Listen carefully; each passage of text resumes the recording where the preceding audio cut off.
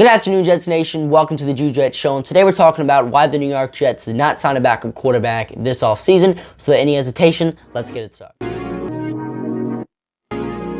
So the biggest storyline for the Jets this season has, of course, been the Aaron Rodgers injury and the fact that Zach Wilson was the quarterback to back him up. A lot of people are giving Joe Douglas a lot of grief for the fact that he did not sign a legit backup quarterback this off-season.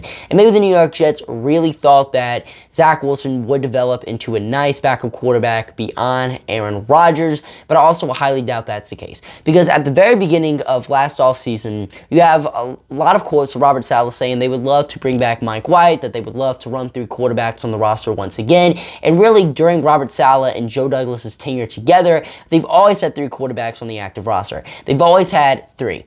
Always had 3. So you would have to assume that that was the plan for them heading into the season once again. Kind of give Zach Wilson a red shirt year, have a true backup quarterback, and then of course have your main starter in Aaron Rodgers. And I really do think we wanted to bring back Mike White. But maybe he wanted to change the scenery. Maybe Miami gave him way much more money than the New York Jets were offering. But either way it was, we didn't bring back Mike White. Maybe we just abandoned on ship after that. But maybe we also tried to offer deals to Gardner Minshew and Taylor Heinicke. But a big reason to why I do think that New York Jets were not able to land a backup quarterback this offseason was because most of the good options went to teams where their starting quarterbacks were a question mark. You look at all of the top backup quarterback options: Andy Dalton, Taylor Heinicke, Jacoby Brissett, Gardner Minshew. All of them went to teams where their starting quarterback was either a rookie or a second-year player who doesn't have a lot of experience.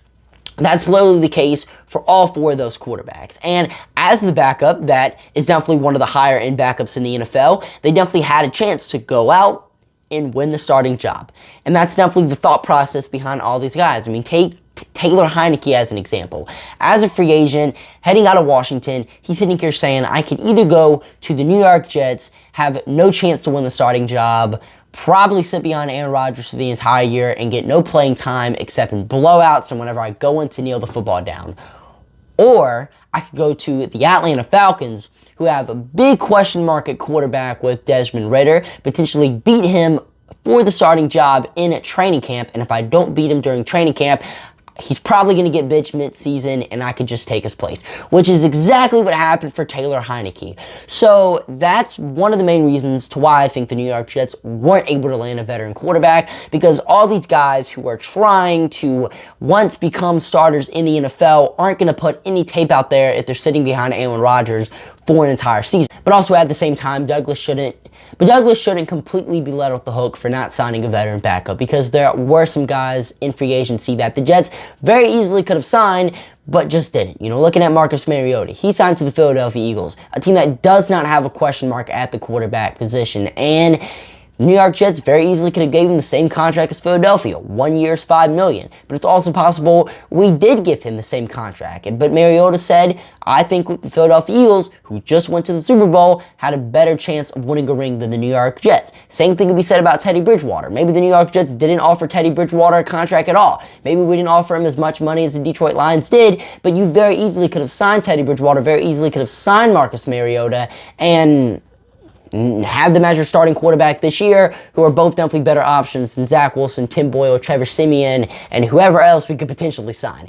So yeah, Joe Douglas shouldn't completely be let off the hook, but maybe the veteran quarterbacks that the New York Jets were really keen on signing this offseason, that we really made an attempt to sign, just didn't sign with us because they would rather compete for a starting job on the Atlanta Falcons or the Indianapolis Colts. That's just the point I'm trying to get across. Of course, Joe Douglas shouldn't completely be let off the hook, because you very easily could have signed a guy like Josh Dobbs as well to be your backup quarterback. Like, there were options out there, but most of your options went to quarterback question mark teams, try to win a starting job, and didn't want to sit behind Aaron Rodgers for the entire year. That's probably a reason why the New York Jets weren't able to land a backup, or maybe we were just really focused in on Zach Wilson being the backup and him being better with a new offensive coordinator in a half of a year under Aaron Rodgers. But either way, what are you guys' thoughts on the video? Let me know down below, and I'm your host, Jet, signing off for now. See you guys later.